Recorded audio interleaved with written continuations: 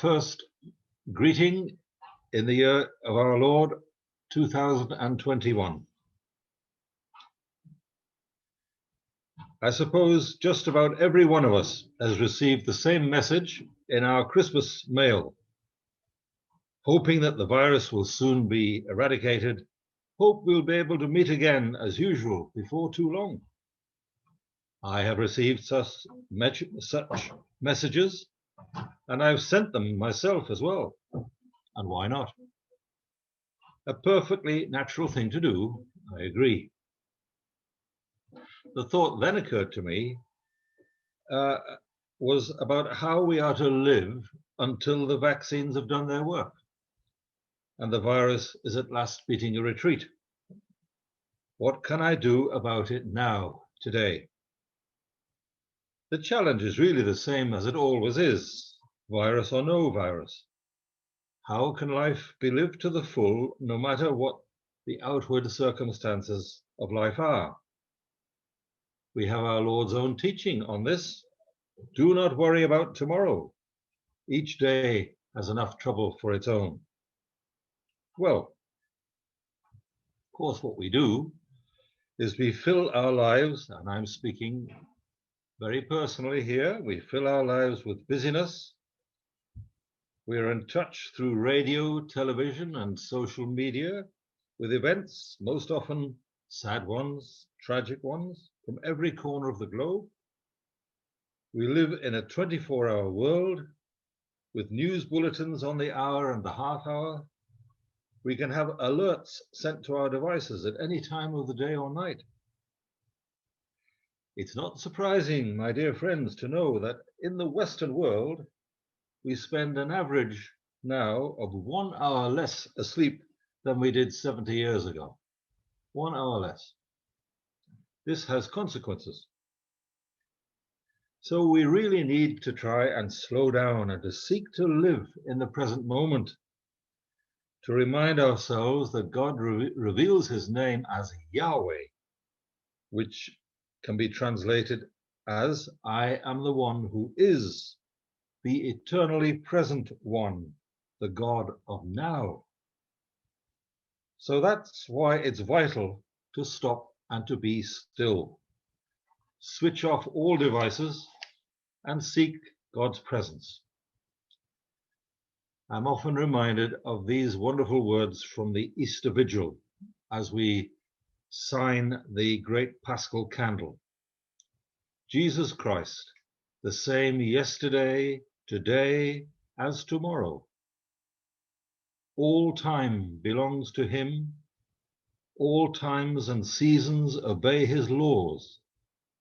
He is Alpha and Omega, beginning and end. To him be glory and power for every age and forever.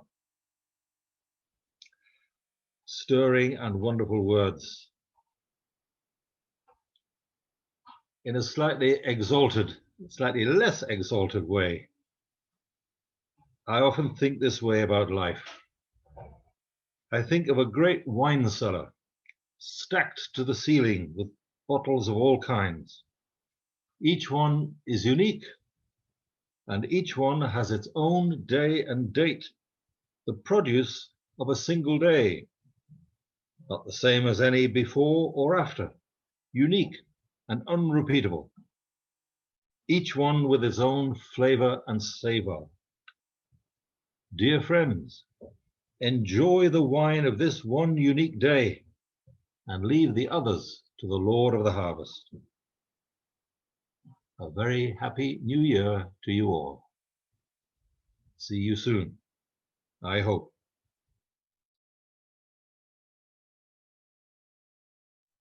I'd just like to repeat my words of thanks ever since Christmas, really, for your great generosity, both to us in the community, the parish, and to the SVP. You will see when you see the newsletter the terrific response there's been to the SVP Snowflake Appeal. To remind you that this coming week we have this glorious feast of the Epiphany, the manifestation, of the light of the world, the star, the light of the world to the Gentile peoples. Wonderful, wonderful feast. And that we celebrate on Wednesday. There'll be Mass at 10 in the morning and at 7 in the evening. And something that I haven't really found the opportunity to mention to you before is this, which it is that this year, which started on the Feast of the Immaculate Conception in December, this year has been designated by Pope Francis as a year of St. Joseph.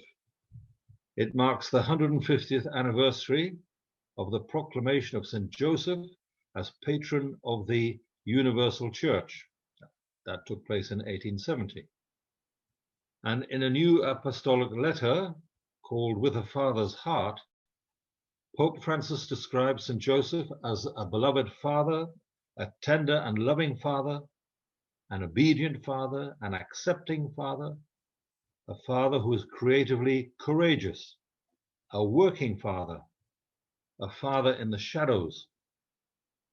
The Holy Father wrote, Patris Corde, or With a Father's Heart, against the backdrop of the COVID-19 pandemic, which he says has helped us see more clearly the importance of what we call ordinary people, who, though far from the limelight, exercise patience and hope every day. In this they resemble St. Joseph, the man who goes unnoticed, a daily, discreet and hidden presence, who nonetheless played an incomparable role in the history of salvation. That's quoting from the Holy Father's letter.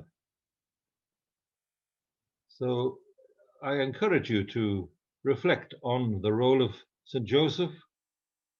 He's also the patron of our province of Passionists. We are St. Joseph's province, so he's very important to us as well as being the patron of the Universal Church. So pray to him for strength and fidelity in the year ahead. And just one more thing before I close. Some of you may have heard that the Provincial of the Carmelites, Father Kevin Aubin, who's based at Aylesford, is seriously ill, very seriously ill. So please keep him in your prayers. And I'd like to ask a prayer too for our own Provincial, Father John Cairns, who has developed a thrombosis, a blood clot in his leg. So please pray for him. It's under control, the doctors say, but it's a worry because he's actually living with his mother at present, who has dementia, and is looking after her on top of all his very onerous responsibilities. So please remember our Father John in your prayers too. Thank you very much. Bye and God bless.